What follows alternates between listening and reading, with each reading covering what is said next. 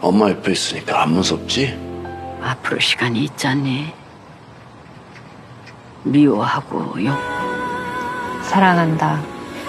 누가? 나는 안 보여도 저쪽에서는 보일 테니까 인사하는 거야, 토마스한테. Pamanjang kembali teringat saat Hyunji memainkan piano dan menyanyikan lagu kesukaannya. Setelahnya, Pamanjang memimpikan Kang Myo-jin, pelaku pembunuh Kim Mi-hyuk. Pamanjang teringat ia pernah bertemu pria itu beberapa kali dan auranya sangat mengerikan. Kim-wook tampak kebingungan saat Han Sang-gil tak kunjung keluar dari hotel sepanjang malam. Bahkan saat rapat pemegang saham dimulai, Han Sang-gil tetap tidak muncul. Seo-han kemudian memperkenalkan Kim-wook sebagai cucunya. Itu adalah rencana mereka agar pelaku muncul di hadapan mereka. Namun tiba-tiba mereka dikejutkan dengan kematian Han Sang-gil di kamar hotel tempat ia menginap. Lee Dong-min adalah orang terakhir yang ditelepon Han Sang-gil. Namun mereka menemukan rekaman CCTV di mana Lee Dong-min meninggalkan hotel saat Han Sang-gil masih hidup. Ada begitu banyak narkoba di meja depan Han Sang-gil. Polisi yakin bahwa Han Sang-gil dibunuh dan membuat seolah Han Sang-gil overdosis. Apalagi Han Sang-gil memiliki riwayat pemakai narkoba. Lee Dong-min mengaku menemui Han Sang-gil karena pria itu yang memintanya.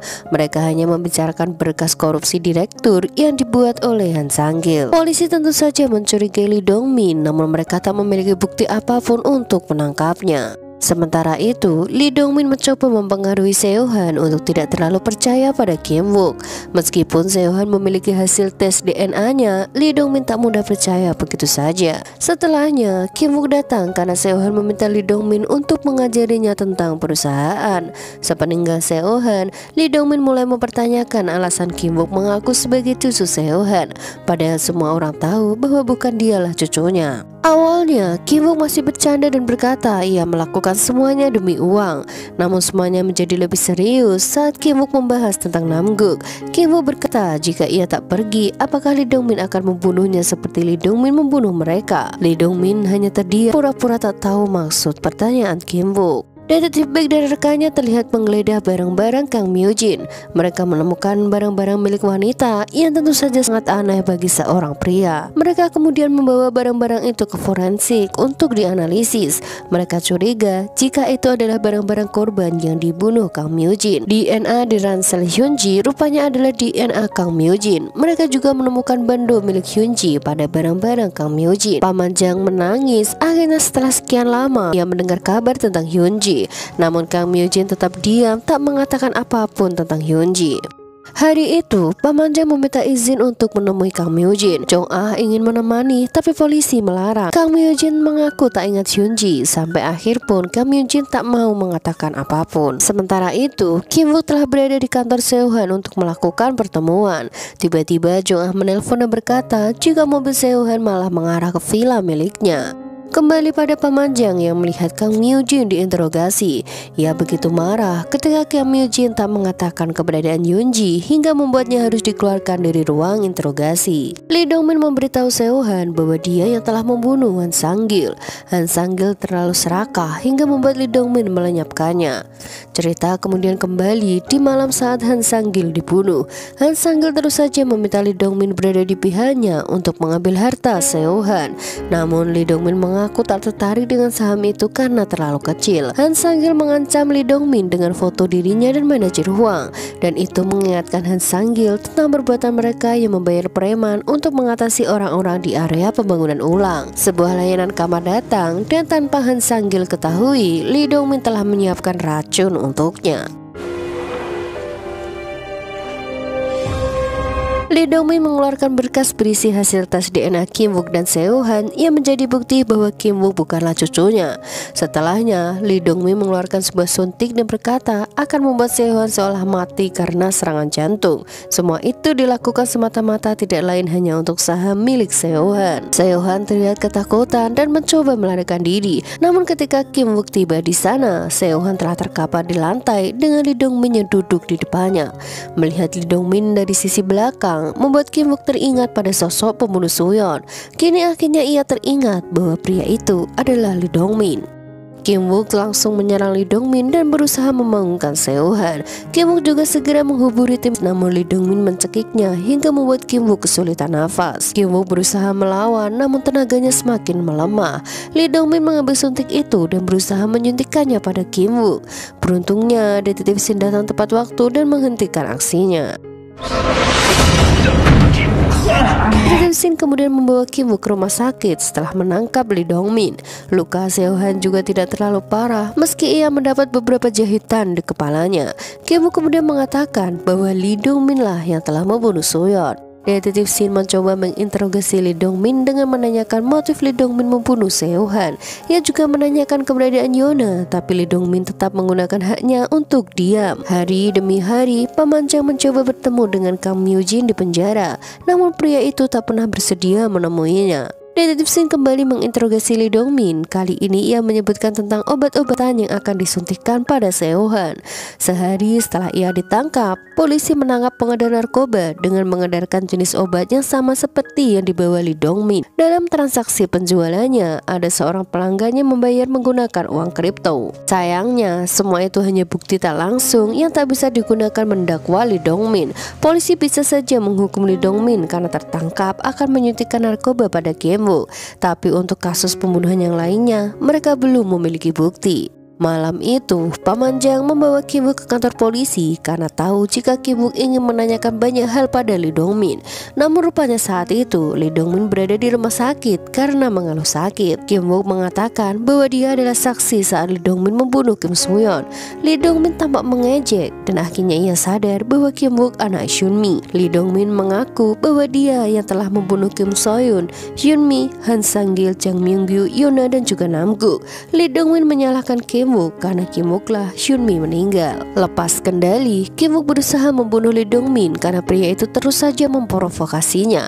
Beruntungnya detektif Shin dan Pamanjang segera datang untuk menghentikannya. Detektif Shin kemudian menanyakan tentang Yona, tapi Lee Dong Min malah semakin memprovokasinya hingga detektif Shin harus memukulnya.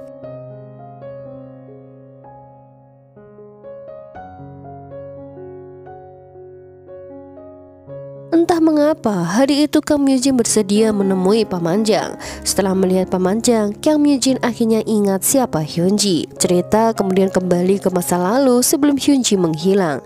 Kang Myo Jin yang saat itu menggunakan kostum kelinci mulai mendekati Hyunji yang sendirian. Setelahnya, Pamanjang dan istrinya tampak kebingungan saat tak menemukan Hyunji dimanapun. Kang Myo Jin bahkan ikut bersimpati saat Hyunji menghilang. Hari itu, Kim Wook meminta detektif Shin datang untuk menemui Kapten Park. Awalnya Kapten Park tak setuju saat Kim Wook datang tanpa memberitahunya. Namun ia tak bisa melakukan apa-apa saat detektif Shin memaksanya untuk menunjukkan jasad Yona berada. Lee Dong Min akhirnya mengaku telah membunuh semua orang itu. Ia membunuh ibu Kim Wook karena menyaksikannya membunuh Soyeon. Sedangkan detektif Park karena detektif Park menggali informasi tentangnya. Sementara Jang Myung-gyu, Yona dan Nam-guk, ketiga orang itu seharusnya tidak berhak mendapatkan kehidupan. Mereka harusnya mati saat panti asuhan itu terbakar. Lee Dong Min juga mengaku bahwa dialah yang menyuruh orang membakar panti asuhan itu. Ia tak ingin Seo Han memberikan sahamnya pada orang lain selain dirinya. Ia telah bekerja pada Seo Han lebih dari 30 tahun. Karena itulah ia tak rela saham Seo Han jatuh ke tangan orang lain. Kim Wook mencoba berbicara pada Thomas tentang Thomas dan asal-usulnya. Thomas tak ingin berharap apapun, apalagi jasadnya ditemukan. Ia memberitahu Kim Wook tentang dirinya karena Kim Wook bertanya. Thomas mengeluarkan fotonya dan keluarganya. Ia bercerita bahwa dia dulu berasal dari keluarga kaya dan bercita-cita belajar ke luar negeri. Namun karena perang, ia harus mengubur mimpinya dan memilih ikut berjuang demi kemerdekaan Korea. Thomas melanjutkan bahwa ia juga sempat ikut andil dalam membentuk pemerintahan sementara. Namun tahun berikutnya saat menyeberangi sungai Amnok, tentara Jepang menemukannya dan begitulah ia terbangun sudah berada di Duwon. Thomas mulai membuka kafe Hawaii dan belajar cara untuk hidup sebagai orang yang mati. Kim Wook sangat menyayangkan karena Thomas mati di sungai Amnok, sungai yang membatasi Korea dan Cina, karena tak mungkin dia akan pergi ke sana. Thomas berkata bahwa rekan-rekannya juga tertembak, namun hanya dia yang berada di desa Duwon. Thomas yakin bahwa di luar sana ada banyak tempat seperti Duwon. 나도 모르죠. 그냥 Kang Myo-jin terlihat marah saat tahu jika polisi menyita barang-barang korban yang ia kumpulkan. Kang Myo-jin mengaku bahwa itu adalah miliknya dan harta karunnya yang sangat berharga. Kang Myo-jin terlihat sangat tertekan dan begitu kehilangan. Hingga keesokan harinya, ia ditemukan tewas menggantung dirinya sendiri di dalam penjara. Paman Jang yang mendengar itu tentu saja sangat shock, bahkan sampai tak sadarkan diri. Kang Myo-jin mati dengan memberikan luka kembali pada Paman Jang karena tidak mengatakan keberadaan Hyunji. Paman Jang hanya ingin menemukan jasad putrinya. Ki-wook membawa detektif Shin ke taman bunga atas permintaan Yona. Ia mengatakan semua yang diucapkan Yona agar detektif Shin percaya bahwa Yona benar-benar ada di sana. Yona meminta detektif Shin untuk menemukan jasadnya apapun yang terjadi. Namun detektif Shin tak bisa menerimanya karena ingin bertemu dengan Yona. Meski ia berbicara dengan cara seperti itu padanya, ia tak masalah. Yona meminta detektif Shin untuk menemukannya, berduka karena dirinya, dan setelahnya detektif Shin harus kembali pada dirinya dan melupakan semuanya. 그러니까 나 꼭 잡고 그 다음엔 다 잊고. Detektif Baek kembali disibukkan dengan Kang Myo-jin seperti keluarga, kerabat, serta tempat yang pernah ia tinggali. Sementara di pelabuhan, polisi dan tim profesional berusaha mencari Yona di sepanjang kedalaman laut yang mereka bisa capai. Di kafe Hawaii, Yona merasa ada sesuatu yang aneh pada dirinya. Namun Thomas tahu jika Yona sebentar lagi akan pergi. Thomas terlihat senang dan berkata, pasti detektif Shin sudah menemukan jasadnya. Yona mengucapkan selamat tinggal pada Thomas, lalu pergi menghilang dengan senyuman. Sementara detektif Shin terlihat menangis memegang kalung Yona setelah jasadnya ditemukan.